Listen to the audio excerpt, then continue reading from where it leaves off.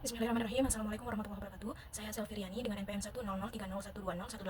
Di sini saya akan mempresentasikan hasil penelitian skripsi saya dengan judul Efektivitas Program Pembinaan Percakapan Vokasional Santri melalui Balai Latihan Kerja Komunitas atau BLKK, studi deskriptif di Pondok Pesantren Darul Falah Sisalak, Subang. Yang pertama, bab 1, terdapat pendahuluan, latar belakang masalah. Pesantren dianggap sebagai lembaga pendidikan Islam yang berada di Indonesia untuk memberikan dedikasi penting bagi dunia pendidikan nasional. Persoalan masyarakat dalam dunia pendidikan termasuk pesantren adalah kurangnya mutu pendidikan dan relevansinya terhadap kebutuhan pekerjaan. Pesantren diharapkan memberikan solusi pelayanan yang berkualitas dan memberikan keuntungan, akan tetapi alumni pesantren tidak selalu memiliki pilihan kesempatan kerja yang sesuai dengan kebutuhan hidup di masyarakat. Oleh karena itu, keterampilan vokasi merupakan keterampilan yang dasar dapat membekali peserta didik secara praktis sebagai pemecahan segala macam permasalahan yang berhubungan dengan pekerjaan. Program pelatihan Balai Latihan Kerja Komunitas merupakan salah satu wadah dari kegiatan pembinaan percakapan vokasional santri. BLKK Komunitas merupakan salah satu upaya Kementerian Ketenagakerjaan RI dalam pembangunan SDM yang tersebar di wilayah lembaga pendidikan Islam, salah satunya pesantren. BLKK Komunitas menawarkan program pelatihan vokasi terdiri dari 23 kejuruan. Pondok Pesantren Darul Falah merupakan salah satu pesantren yang memanfaatkan program BLK Komunitas sebagai salah satu wadah kegiatan pembinaan percakapan vokasional santri. Menurut latar belakang masalah tersebut, peneliti tertarik untuk mengkaji serangkaian langkah-langkah pengelolaan program BLK Komunitas di Pondok Pesantren Darul Falah Sisalak, Subang, meliputi perencanaan, pelaksanaan, evaluasi, dan efektivitas. Selanjutnya, terdapat rumusan masalah dan tujuan penelitian sebagai berikut. Selanjutnya, manfaat dan kegunaan penelitian. Manfaat praktis bagi pengurus, ustazah, dan pondok pesantren Darul Falah Sisalak, Subang, diharapkan adanya hasil penelitian ini bisa dijadikan rujukan sebagai informasi, masukan dalam upaya perlunya mengembangkan percakapan hidup santrinya. Kemudian, bagi ketua dan pengurus BLK Komunitas, penelitian ini dapat dijadikan masukan terkait tentang program pelatihan kerja kedepannya.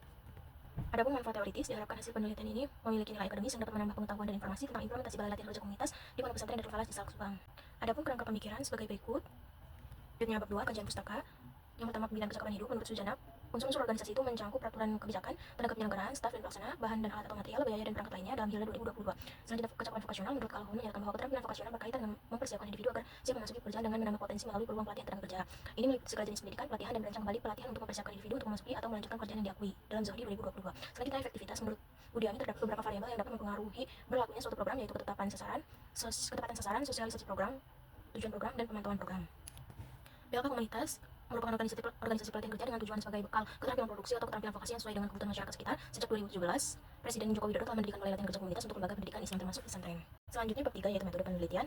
Di sini peneliti menggunakan pendekatan kualitatif dengan metode deskriptif kualitatif. Sumber dan teknik pengumpulan data yang peneliti ambil yaitu dari sumber data primer, yaitu dari observasi, wawancara, dan studi dokumentasi. Selanjutnya sumber data sekunder dari jurnal atau skripsi terdahulu dan e-book. Selanjutnya teknik analisis data, ada reduksi data, penyajian data, penarikan kesimpulan, dan verifikasi.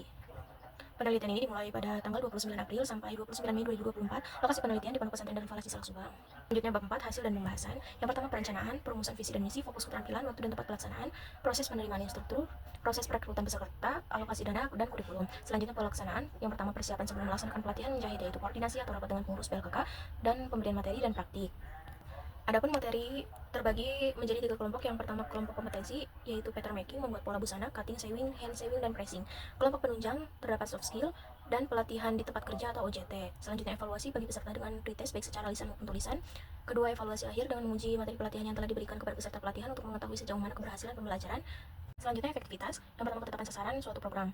Efektivitas dapat diukur sejauh mana ketepatan sasaran suatu program, yaitu dalam penerimaan peserta pelatihan bagi santri maupun masyarakat umum yang ingin bergabung pelatihan dalam bidang menjahit. Jumlah peserta pelatihan BLK Komunitas di Pondok Pesantren Darul Falah Sisalak, Subang terbatas hanya untuk 16 orang peserta sesuai ketentuan di Disnaker. Selanjutnya, sosialisasi program dilakukan kepada masyarakat sekitar pondok dan alumni pondok dengan sosialisasi secara lisan maupun tulisan. Sosialisasi yang dilakukan secara lisan yaitu face to face, baik ketika rapat ataupun ketika menghadiri kegiatan rapat di luar. Sosialisasi secara tulisan yaitu dengan penyebaran brosur melalui media sosial berupa Facebook, Instagram, dan WhatsApp.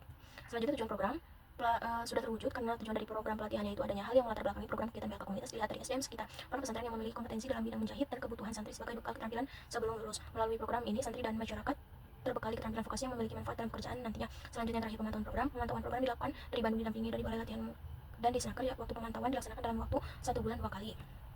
Terlaksananya program BLK Komunitas tidak hanya dapat dilihat dari saat proses pelatihan saja. Setelah selesainya pelatihan, santri yang sudah mengikuti pelatihan BLK Komunitas menjahit dapat mendampingi dan mengarahkan kepada adik kelasnya seperti pada gambar di bawah ini. Pelatihan membuat masker santri SMP. Pada praktiknya, pelatihan menjahit akan memberikan keahlian atau keterampilan kepada santri setelah mengikuti pelatihan seperti yang telah dihasilkan dari pelatihan berupa masker Mas Kamil seperti gambar di samping. Selanjutnya, simpulan dan saran. Simpulan perencanaan kegiatan program BLK Komunitas mulai dari perumusan visi misi dengan fokus keterampilan yaitu kejuaraan menjahit, pendidikan instruktur melalui sumber daya manusia yang berada di lingkungan pesantren yang harus mengikuti pelatihan sertifikasi selama 40 hari dan mendapatkan sertifikasi instruktur. Rekrutan peserta pelatihan dilakukan 1 tahun sekali dalam jumlah 16 orang, dan alokasi dana berasal dari anggaran pendapatan belanja negara melalui Kemenaker. Selanjutnya, pelaksanaan. Tahap pelaksanaan melalui transformasi pengetahuan dan dengan pelatihan dilaksanakan 30 hari selama 240 jam. Kurikulum pembelajaran berasal dari Kemenaker. Selanjutnya, evaluasi dilakukan ketika pelatihan dan setelah pelatihan. Terakhir, ada efektivitas. Efektivitas program pelatihan menurut data yang terdapat, ada 4 hal yang perlu diperhatikan, yaitu ketepatan sasaran, sosialisasi program, tujuan program, dan pemantauan program. Dari 4 hal tersebut ditemukan efektivitas program. Selanjutnya, saran, yaitu yang pertama bagi guru. Bagi kepala dan pengurus pihak komunitas pesantren Darul Falah, peneliti berharap dengan adanya penelitian ini, pihak komunitas Darul Falah tetap melakukan dan mengelola lembaga pelatihan wajib bagi santrinya. Kemudian, bagi ustadz dan ustazah, pengurus pondok pesantren Darul Falah, peneliti berharap dengan adanya penelitian ini dapat menumbuhkan kesadaran santrinya dalam meningkatkan keterampilan seperti mengadakan seminar pengembangan keterampilan. Dan bagi santri, peneliti berharap dengan adanya penelitian ini, santri dapat lebih semangat mengikuti pelatihan di pihak komunitas dengan baik, serta memperhatikan ilmu agama selama belajar di pesantren. Sekian hasil penelitian skripsi saya yang bisa saya presentasikan. Wassalamualaikum warahmatullahi wabarakatuh.